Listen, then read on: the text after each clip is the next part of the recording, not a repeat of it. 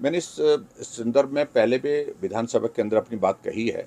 मुख्यमंत्री जी को तुरंत जो है पंजाब प्रांत के प्रदेश के वहाँ के मुख्यमंत्री से बात करनी चाहिए और सौहार्दपूर्ण माहौल को रिस्टोर करने के लिए प्रयत्न करने चाहिए।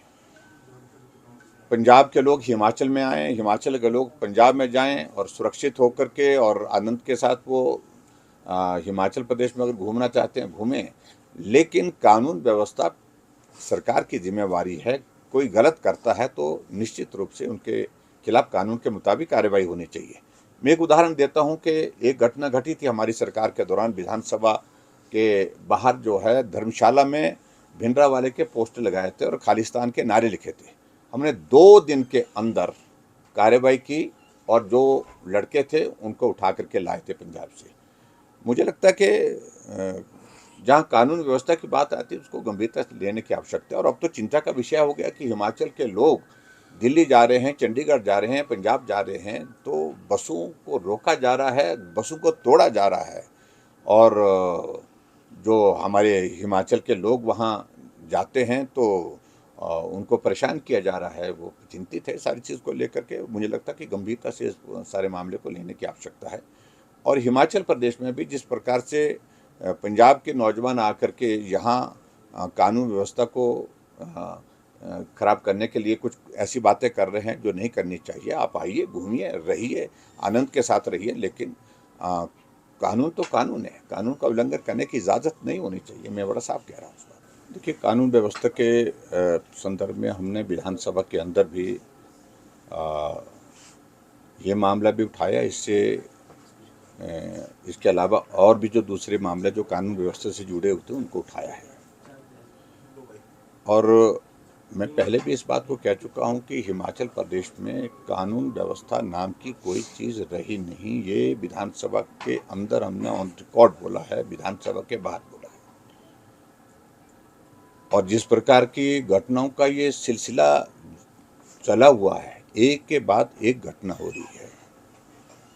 और जिस संदर्भ में आप बात कर रहे हैं, विमल नेगी जो एचपीसीएल के चीफ इंजीनियर थे, कई दिनों से जो गायब थे, मैंने विधानसभा के अंदर इस मामले को जब उठाया, मैंने कहा कि परिवार के लोग चिंतित हैं और कर्मचारियों ने इस मामले को लेकर के बार बार आग्रह किया कि इसमें सरकार इस विषय को गंभीरता से ले और उनकी वो कहाँ हैं इस बात को सुनिश्चित करें, उनको सुरक्षित रखना बहुत ज़रूरी है। ऐसे में अभी जो घटना घटित हुई है और उसके बाद कल शाम को मालूम पड़ा कि भाई उनकी डेड बॉडी रिकवर हुई है। और प्रश्न ये पैदा होता है कि ये हत्या है या आत्महत्या है। ये भी एक विषय है, ये भी जांच का विषय है। लेकिन लगातार परिवार के लोग इस बात को लेकर के कह रहे थे, सरकार के पास भी कहा, बाहर भी उन्होंने कहा, पुलिस के अधिकारियों के पास भी बात कही है कि जिस प्रकार से दबाव में उनसे काम लिए जा रहे थे, काम करने के लिए कहा जा रहा था, कुछ काम ऐसे जिसमें बहुत सारी कंट्रोवर्सीज भी बताते हैं, उन सब काम के लिए उनके ऊपर दबाव लगातार जो डाला जा रहा था, उसके कारण वो बहुत बड़े डिप्रेशन में थे और आखिरकार अब वो इस दुनिया में नहीं रहे। ये जांच का विषय है। एचपीसीएल के कर्मचारियों ने, अधिकारियों ने भी सारे मामले को लेकर के मांग की है और जो अधिकारी हैं वहाँ पर मौजूद इस वक्त लगे हैं और उनमें से कुछ अधिकारियों के बारे में बड़ी कंट्रोवर्सीज बहुत पहले से चली हुई थी। लेकिन हम यही कहना चाह रहे हैं कि सारे मामले में सरकार गंभीरता से इसकी जांच करे। जांच करने के बाद जो दोषी हैं अगर इसमें, तो उनके खिलाफ कार्रवाई होनी चाहिए, निश्चित रूप से कार्रवाई होनी चाहिए। सर, क्या सीबीआई